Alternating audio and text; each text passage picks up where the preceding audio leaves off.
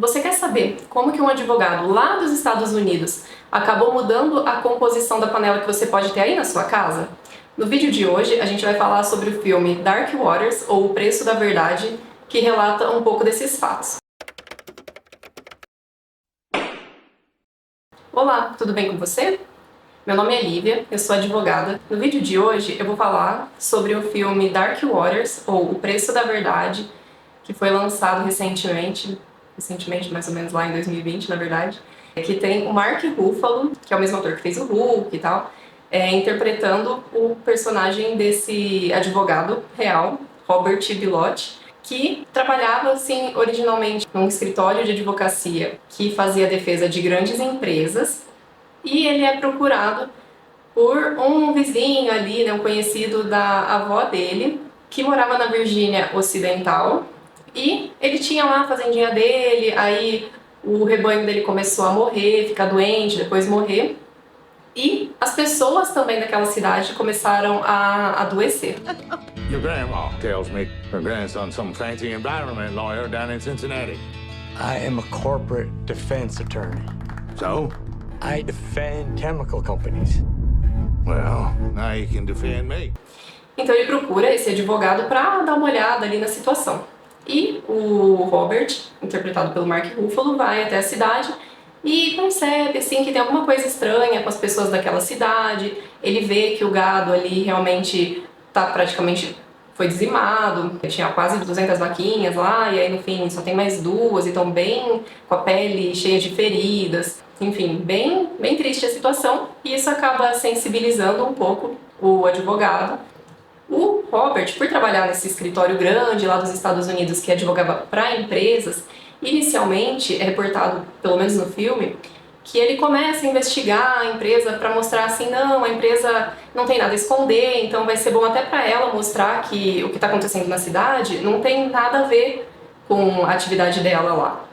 Então ele começa a investigar, a empresa manda documentos para ele, inicialmente mesmo sem ter um processo judicial. Depois que ele começa a investigar e ver algumas situações irregulares, a empresa, por determinação judicial, manda um monte de documento para o Robert, acreditando talvez que ele não ia dar conta de analisar a quantidade de documento, porque é muita coisa, enche uma sala, assim. Mais do que é relatado, ele acaba organizando tudo, né? Cria lá como se fosse uma biblioteca de arquivos. E começa a fazer uma cronologia, organizar e a entender que essa empresa, a DuPont, que é uma empresa, caso você não tenha ouvido falar, é uma empresa bilionária da área de produtos químicos. Estudando os documentos, assim, o Robert verifica uma substância não muito conhecida na época, chamada carbono 8, ou PFOA, que é uma cadeia formada de 8 carbonos, que teoricamente é muito resistente, e que a empresa, a DuPont, começou a usar para fixar o Teflon em panelas. Era usado, relata até mesmo em tapetes, muitas coisas mesmo, né? Essa substância, inclusive, curiosidade, foi desenvolvida inicialmente num contexto de guerra, né? E pensaram, por que não tornar isso ainda mais comercializável, colocando em utensílios de cozinha, várias coisas que você precisa ter aí na sua casa. Conforme Robert foi investigando o uso dessa substância, ele viu que a própria DuPont já tinha feito estudos, ele viu que a 3M tinha avisado que fez estudos com essa substância em macacos e animais e viu que os animais estavam morrendo, viu que a própria DuPont acabou passando, pasmem, cigarro com essa substância para alguns funcionários fumarem para ver a consequência da substância nas pessoas. As pessoas adoeceram. Pouco tempo depois, esses funcionários adoeceram. Além disso, a empresa viu que algumas mulheres grávidas da linha de produção também ficaram doentes, os filhos nasceram com deformidades e com algumas doenças, mas nada como passar um paninho ali, né? Afinal, estava gerando um lucro de 1 bilhão, do que é relatado, 1 bilhão por ano. Então, passou-se um pano, né? Chemicals, I'm telling you. I'm seeing documents I don't understand. They're hiding something. What if you drank it? Drink it? It's like saying, what if I swallowed a tire?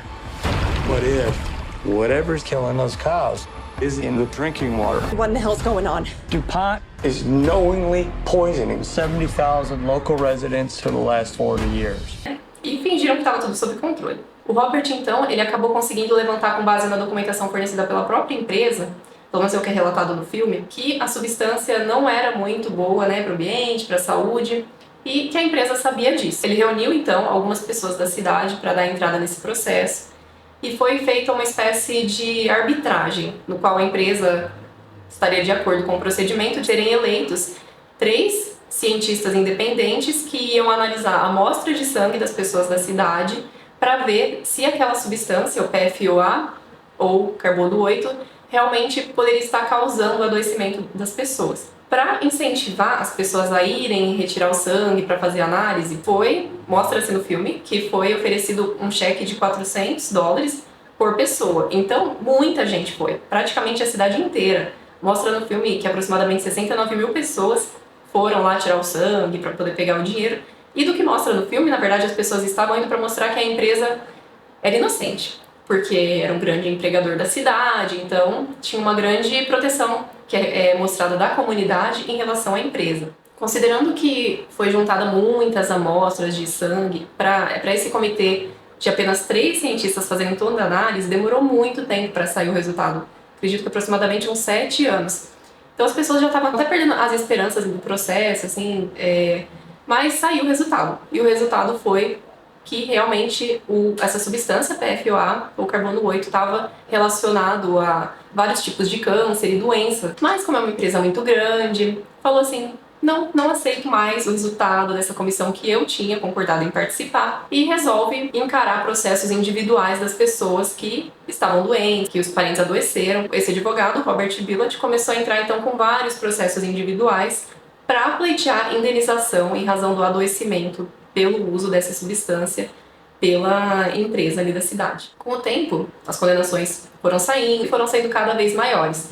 Então, em 2017, a DuPont acabou fazendo um acordo coletivo de $617 milhões para colocar fim aos processos envolvendo esses fatos da Virgínia Ocidental. Comparando essa situação, esse processo, esse fato com o direito aqui do Brasil, alguns fatos são interessantes de colocar. E o primeiro é que, diferente lá dos Estados Unidos, aqui, quando existe um fato que causa uma lesão a um grupo de pessoas, um grupo determinado ou indeterminado de pessoas, normalmente quem assume esses processos para defender esses direitos, normalmente não são alguns advogados particulares ou um advogado particular, como é relatado nesse filme O Preço da Verdade, ou Dark Waters, e também no filme Erin Brockovich, que também tem uma situação muito parecida de contaminação por uma grande empresa, e quem acaba fazendo a defesa dos lesados é um escritório particular ali de advocacia, sem grandes participações de um ente estatal, no caso. Aqui no Brasil, quem assume esses processos normalmente é o Ministério Público, seja o Ministério Público Estadual, Federal, do Trabalho, ou também, em alguns casos, quando a lesão é a direitos dos trabalhadores, os sindicatos também costumam entrar com ações coletivas. A importância, ao meu ver, dessa defesa ser feita por um ente do Estado e que tem verba para se manter para isso, é importante porque às vezes você vai estar num processo contra uma grande empresa que tem muitos recursos para ficar adiando o fim desse processo por anos. No filme, tanto no Dark Waters quanto no Erin Brockovich, a gente vê o peso que esses processos e que esse trabalho traz para a vida pessoal, tanto do advogado, do Robert Bilott, quanto lá para Julia Roberts, que interpreta a Erin Brockovich, porque você acaba tendo muito da sua vida tirada para o trabalho, e é uma causa muito nobre. É difícil você deixar uma cidade inteira que está adoecendo para poder colocar o seu interesse, a sua família em primeiro lugar. Pelo menos o que mostra nesses filmes é que eles sacrificaram um pouco o convívio familiar, sacrificaram bastante até o convívio familiar para poder dar andamento a esses processos. Tanto que tem uma frase bem interessante da esposa desse advogado, do Robert Bilott, que fala assim: a lei é uma amante ciumenta. E se você é advogado, estuda para concurso, ou já estudou, você sabe que muitas vezes, muitos finais de semanas, muitas noites, às vezes você tem que abdicar de estar com a sua família, de estar fazendo alguma coisa de lazer para poder estar trabalhando, estudando. Então essa frase assim encaixa muito, muito real, E muitas vezes os companheiros, a família não entende a importância desse tempo de dedicação para o trabalho ou para estudo, o objetivo de quem está ali no meio jurídico para alcançar um objetivo ou ter um resultado no processo, no concurso, enfim.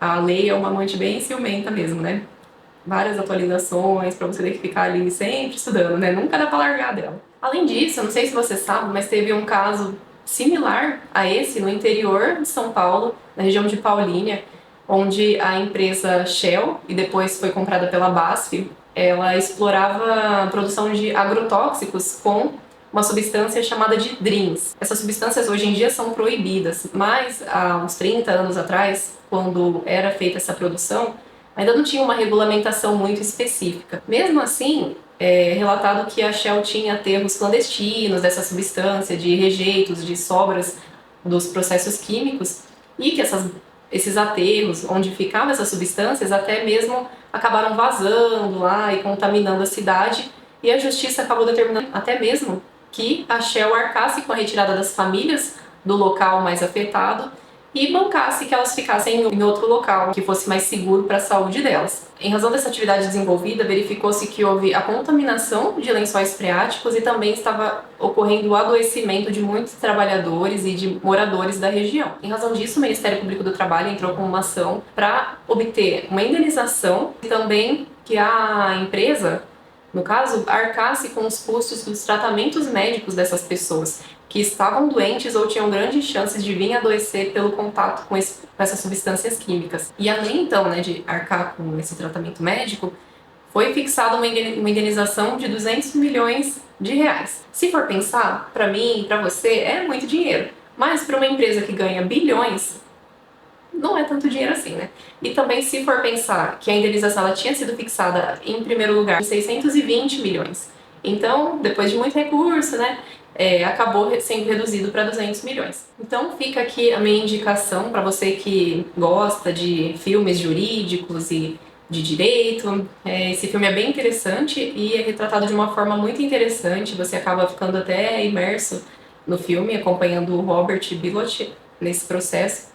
É muito legal também que no filme eles colocam pessoas reais lá da cidade, até o próprio Robert, que é advogado, ele aparece numa cena lá, e no final do filme mostra, né, quem são essas pessoas que de fato viveram essa história e que foram colocadas ali no filme também, já que o filme retrata a história delas. Se você tiver alguma sugestão de filme que quiser que eu analiso aqui no canal, é só deixar nos comentários embaixo. Não esqueça de se inscrever no canal para não perder os novos vídeos, já que depois de um longo e tenebroso inverno eu estou gravando de novo.